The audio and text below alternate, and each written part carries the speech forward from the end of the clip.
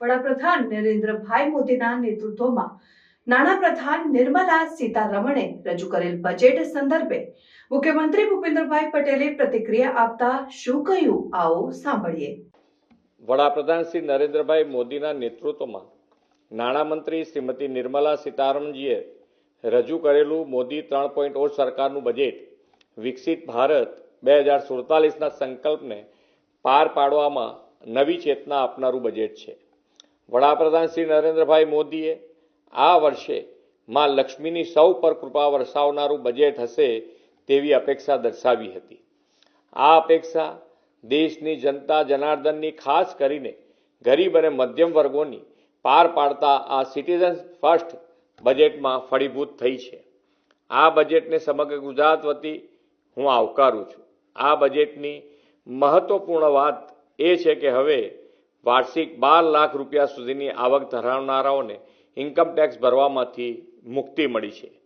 દેશના મધ્યમ અને ઉચ્ચ મધ્યમ વર્ગને આ એક મોટી રાહત છે અને તે માટે વડાપ્રધાનશ્રીને ખૂબ ખૂબ અભિનંદન પાઠવું છું। ગરીબ, યુવા, અન્નદાતા અને નારી શક્તિ આધારિત વિકાસને ગતિ આપનારું આ બજેટ છે। એગ્રીકલ્ચર, એમએસએમઈ, ઇન્વેસ્ટમેન્ટ અને એક્સપોર્ટ્સના 4 એન્જિનને ગતિ આપનાર મહત્વપૂર્ણ વિષયો આ બજેટમાં આવરી લેવાયા છે। આ બજેટમાં રાજ્યની સહભાગિતાથી પીએમ ધન ધાન્ય યોજના દેશના ઓછી કૃષિ ઉત્પાદકતા ધરાવતા 100 જિલ્લાઓ માટે શરૂ કરવામાં આવી છે, તેને હું આવકારું છું। અંદાજે 1.70 કરોડ ખેડૂતોને આનાથી મોટી મદદ મળશે। એટલું જ નહીં, ગ્રામીણ વિકાસને વેગ મળશે અને માઇગ્રેશન પણ અટકશે। કિસાન ક્રેડિટ કાર્ડની મર્યાદા 3 લાખથી વધારીને 5 લાખ કરવામાં આવી છે, તે ખેડૂતોને આત્મનિર્ભર બનાવવાની દિશામાં ઉપયોગી બનશે। કપાસ ઉગાડતા ખેડૂતો માટે મિશન ફોર કોટન પ્રોડક્ટિવિટીની જાહેરાત ગુજરાતના કપાસ પકવતા ખેડૂતોને લાભદાયી બનશે। મેરીટાઈમ ઇન્ડસ્ટ્રીઝ માટે લાંબા ગાળાના ધિરાણ માટે ₹25,000 કરોડના પ્રાવધાન સાથે મેરીટાઈમ ડેવલપમેન્ટ ફંડની સ્થાપનાની જાહેરાત કરવામાં આવી છે। વિશાળ દરિયાકાંઠો ધરાવતા ગુજરાતને આનાથી મોટું બળ મળશે। બાગાયતી પાકોના ઉત્પાદનો સહિત એર કાર્ગો માટે ઇન્ફ્રાસ્ટ્રક્ચર ફેસિલિટીઝ અને વેરહાઉસિંગ અપગ્રેડ કરવાનું પ્રાવધાન કરવામાં આવ્યું છે। ગુજરાતના બાગાયતી પાકોના ઉત્પાદકો માટે આ પ્રાવધાન ઉપયોગી બનશે। એમએસએમઈ સેક્ટરમાં જે પ્રોત્સાહનો આપવામાં આવ્યા છે તેમાં એમએસએમઈની વ્યાખ્યા વ્યાપક બનાવવામાં આવી છે।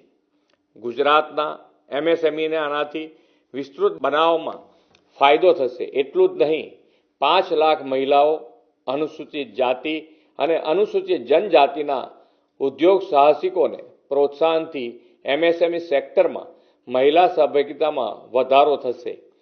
ગ્રોથ હબ તરીકે શહેરોનો સર્જનાત્મક પુનર્વિકાસ અને પાણી અને સ્વચ્છતા માટે અર્બન ચેલેન્જ ફંડ સ્થાપવાની બાબત શહેરી વિકાસ માટે મહત્વપૂર્ણ બનશે। ગિફ્ટ સિટીમાં આઈએફએસસીમાં કાર્યરત નાણાકીય એકમોને એક્ઝામ્પશન, ડિડક્શન અને રીલોકેશનની જોગવાઈઓ 31મી માર્ચ 2030 સુધી લંબાવવામાં આવી છે અને ગિફ્ટ સિટીમાં ઇન્સ્યોરન્સ સેક્ટરમાં મોટો બેનિફિટ આપવામાં આવ્યો છે, તે માટે વડાપ્રધાનશ્રીનો આભાર વ્યક્ત કરું છું। ગુજરાત દેશના વિકાસના ગ્રોથ એન્જિન તરીકે વિકસિત ભારત 2047માં પણ અગ્રેસર રહેવા સજ્જ છે। વિકસિત ભારત 2047 માટે દેશના રાજ્યોમાં સંપૂર્ણ વિકસિત બને તેવી નેમ વડાપ્રધાનશ્રીએ રાખી છે। આ નેમને સાકાર કરતું સર્વગ્રાહી અને તમામ સમાજોના સૌ વર્ગો માટે લાભદાયી બજેટ આપવા માટે આદરણીય વડાપ્રધાનશ્રીનો અને નાણામંત્રીનો હૃદયપૂર્વક આભાર વ્યક્ત કરું છું।